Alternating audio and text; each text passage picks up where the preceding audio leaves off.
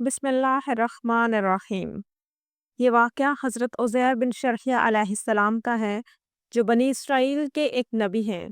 جب بنی اسرائیل کی بدعمالیاں بہت زیادہ ہو گئی تو ان پر خدا کی طرف سے یہ عذاب آیا کہ بخت نصر ایک کافر بادشاہ نے فوج کے ساتھ بیت المقدس پر حملہ کر دیا، شہر کو تباہ کر دیا اور ہیکل سلیمانی کو جلا دیا، اور شہر کے 1 لاکھ باشندوں کو قتل کر دیا، اور 1 لاکھ کو ملک شام میں ادھر ادھر بکھیر کر آباد کر دیا، اور 1 لاکھ کو گرفتار کر کے لونڈی غلام بنا لیا۔ حضرت عزیر علیہ السلام بھی انہی قیدیوں میں تھے۔ اس کے بعد اس کافر بادشاہ نے پورے شہر بیت المقدس کو مسمار کر دیا اور بالکل ویران بنا ڈالا۔ حضرت عزیر علیہ السلام جب بخت نصر کی قید سے رہا ہوئے تو ایک گدھے پر سوار ہو کر اپنے شہر بیت المقدس میں داخل ہوئے۔ اپنے شہر کی بربادی اور ویرانی دیکھ کر وہ رونے لگ گئے، چاروں طرف چکر لگایا مگر انہیں کسی انسان کی شکل نظر نہ آئی۔ یہ دیکھا کہ وہاں کے درختوں پر خوب زیادہ پھل آئے ہیں جو پک کر تیار ہو چکے ہیں، مگر کوئی ان کو کھانے والا نہیں ہے۔ یہ منظر دیکھ کر نہایت ہی افسوس اور حسرت سے آپ کی زبان سے یہ جملہ نکلا کہ اس شہر کی ایسی بربادی اور ویرانی کے بعد بھلا کس طرح اللہ تعالیٰ پھر اس کو آباد کرے گا۔ پھر آپ نے کچھ پھلوں کو تناول فرمایا، انگوروں کا شیرہ نوش فرمایا اور بچے ہوئے پھلوں کو اپنے جھولے میں ڈال لیا، اور بچے ہوئے انگور کے شیرہ کو اپنی مشک میں بھر لیا، اور اپنے گدھے کو ایک مضبوط رسی سے باندھ دیا اور ایک درخت کے نیچے لیٹ کر سو گئے۔ اسی نیند کی حالت میں آپ کی وفات ہو گئی، اور اللہ تعالیٰ نے درندوں، پرندوں، چرندوں اور جنوں انسان سب کی آنکھوں سے آپ کو اوجھل کر دیا کہ کوئی آپ کو نہ دیکھ سکا۔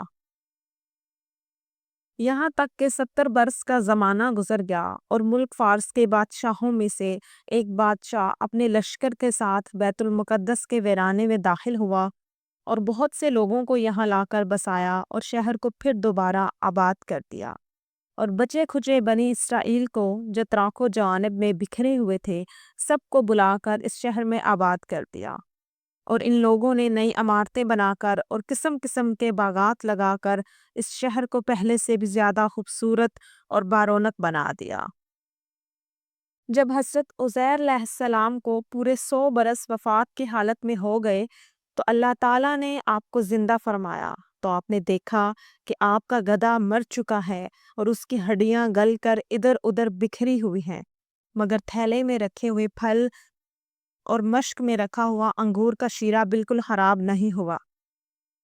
نہ پھلوں میں کوئی تغیر، نہ شیرے میں کوئی بو پیدا ہوئی، اور آپ نے دیکھا کہ آپ کے بال بھی کالے ہیں اور آپ کی عمر رہی وہی 40 برس ہے۔ آپ حیران ہو کر سوچ میں تھے کہ آپ پر وحی اتری، اور اللہ تعالیٰ نے آپ سے دریافت فرمایا کہ اے عزیر، آپ کتنے دنوں تک یہاں رہے؟ تو آپ نے خیال کر کے کہا کہ میں صبح کے وقت سویا تھا اور اب عصر کا وقت ہو گیا ہے۔ یہ جواب دیا کہ میں دن بھر یا دن بھر سے کچھ کم سوتا رہا، تو اللہ تعالیٰ نے فرمایا کہ نہیں اے عزیر، تم پورے 100 برس یہاں رہے۔ اب تم ہماری قدرت کا نظارہ کرنے کے لیے ذرا اپنے گدھے کو دیکھو کہ اس کی ہڈیاں گل کر بکھر چکی ہیں، اور اپنے کھانے پینے کی چیزوں پر نظر ڈالو کہ ان میں کوئی خرابی نہیں پیدا ہوئی۔ پھر ارشاد فرمایا کہ اے عزیر، اب تم دیکھو کہ کس طرح ہم ان ہڈیوں کو اکٹھا کر کے اس گدھے کو زندہ کرتے ہیں۔ چنانچہ حضرت عزیر علیہ السلام نے دیکھا کہ اچانک بکھری ہوئی ہڈیوں میں حرکت پیدا ہوئی، اور ایک دم تمام ہڈیاں جمع ہو کر گدھے کا ڈھانچہ بن گیا، اور لمحہ بھر میں اس ڈھانچے پر گوشت آ گیا، اور گدھا زندہ ہو کر اپنی بولی بولنے لگا۔ یہ دیکھ کر حضرت عزیر علیہ السلام نے کہا، میں خوب جانتا ہوں کہ اللہ سب کچھ کر سکتا ہے۔ اس کے بعد حضرت عزیر علیہ السلام شہر کا دورہ فرماتے ہوئے اس جگہ پہنچ گئے جہاں 100 برس پہلے آپ کا مکان تھا، تو نہ کسی نے آپ کو پہچانا اور نہ آپ نے کسی کو پہچانا، البتہ یہ دیکھا کہ ایک اپاہج عورت مکان کے پاس بیٹھی ہے جس نے اپنے بچپن میں حضرت عزیر علیہ السلام کو دیکھا تھا۔ آپ نے اس سے پوچھا کہ کیا یہی عزیر کا مکان ہے؟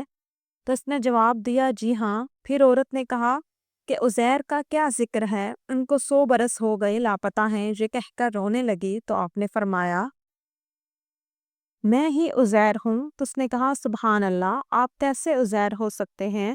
آپ نے فرمایا کہ مجھ کو اللہ نے 100 برس مردہ رکھا، پھر مجھ کو زندہ فرما دیا اور میں اپنے گھر آ گیا ہوں۔ تو اس عورت نے کہا کہ حضرت عزیر علیہ السلام تو ایسے باکمال تھے کہ ان کی ہر دعا مقبول ہوتی تھی۔ اگر آپ واقعی حضرت عزیر ہیں تو میرے لیے دعا کیجیے کہ میری آنکھوں میں روشنی آ جائے اور میرا فالج اچھا ہو جائے۔ حضرت عزیر علیہ السلام نے دعا کی تو اس کے مرض ٹھیک ہو گئے۔